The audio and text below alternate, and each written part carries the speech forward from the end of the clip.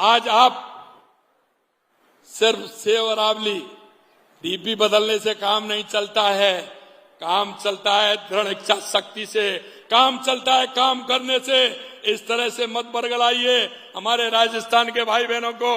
हम आपसे कहना चाहते हैं, हम किसी भी तरह से अरावली के साथ छेड़छाड़ नहीं होने देंगे, किसी तरह का खनन नहीं होने देंगे, ये हम आपको विश्वास दिलाते हैं। नमस्कार, आप देख रहे हैं प्लैनेट पहाड़। और अरावली को लेकर अब सियासी हलचल भी तेज हो गई है। जी हां, आपको बता दें, अब तक जहां बीजेपी का कोई बयान अरावली को बचाने के लिए नहीं आया था, वहीं कल राजस्थान के मुख्यमंत्री भजनलाल शर्मा ने अपना बयान दिया है। कहा है, लोगों को आश्वासन दिया है कि अरावली के साथ कोई छेड़छाड़ नहीं होगी, हम पूरा जोर लगा देंगे। इसके साथ ही भजनलाल शर्मा ने विपक्ष के पूर्व मुख्यमंत्री अशोक गहलोत पर भी निशाना साधा। उन्होंने कहा कि डीपी बदलने से कुछ नहीं होगा। दरअसल हाल ही में जब अरावली का मुद्दा ज्यादा उठने लगा तो अशोक गहलोत ने एक्स प्लेटफॉर्म पर अपनी डीपी बदलकर सेव अरावली की डीपी लगाई, जिसके बाद भजनलाल शर्मा का ये कहना था कि डीपी बदलने से कुछ नहीं होगा, धरातल पर भी कुछ करिए, कुछ करके दिखाइए। आज आप सिर्फ सेव अरावली डीपी बदलने से काम नहीं चलता है।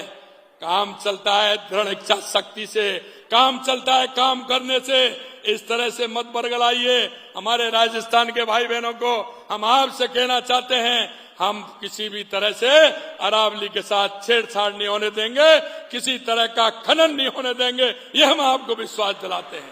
और देखिए, ये वही भजनलाल शर्मा हैं जो पिछले कुछ समय से जब अरावली का मुद्दा उठा कुछ नहीं बोल रहे थे। बीजेपी की साइड से कोई भी बयान सामने नहीं आ रहा था, किसी भी नेता ने कुछ भी बोलने से इनकार कर दिया था। और अब जब उन्होंने ये अपना स्टेटमेंट दिया तो ये सबसे बड़ा क्वेश्चन करता है कि क्यों स्टेटमेंट दिया, क्योंकि हम देखते हैं कि भजनलाल सरकार को पर्ची सरकार भी कहा जाता है। क्या सेंट्रल से उनके पास फिर कोई पर्ची आई है जिसमें लिखा हुआ है कि मुद्दा बहुत आगे बढ़ चुका है?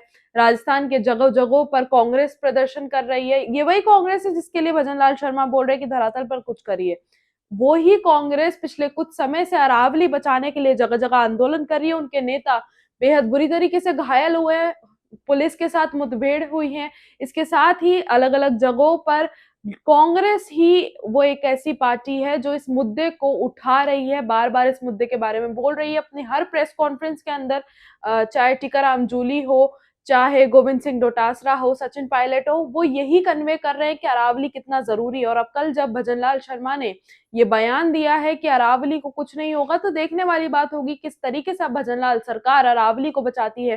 क्योंकि मेन स्टेज पर जब उन्होंने ये चीज बोल दी है, कमिट कर दी है, तो कहीं ना कहीं उसकी स्थिति धरातल पर तो देखने को मिलेगी। ये हो सकता है, पर इसके साथ ही बहुत सी बार ये भी होता है कि पॉलिटिक्स के चलते चीजें दब जाती हैं। कुछ ना कुछ ऐसा किया जाता है, कोई ना कोई मैनिपुलेशन ऐसा किया जाता है, या कोई ना कोई मुद्दा ऐसा क्रिएट किया जाता है जिसके चलते जनता पुरानी चीजें भूल जाए और नए मुद्दों पर फोकस करने लगे। देखने वाली बात होगी किस तरीके से अब अरावली पर टेक लिया जाता है। दोनों विपक्ष और जो सरकार है, दोनों ने ही अपने बयान दे रहे हैं, बयानबाजी चल रही है। कांग्रेस की साइड से आंदोलन किए जा रहे हैं, बीजेपी की साइड से अब कल जब बयान आ चुका है, तो आने वाले समय में किस तरीके से टेक बीजेपी इस पर लेती है, ये देखने वाली बात होगी। सुप्रीम कोर्ट अपना वर्डिक्ट वापस लेता है, ये देखने वाली बात होगी। ऐसी और खबरों के लिए बने रहिए प्लैनेट पहाड़ के साथ।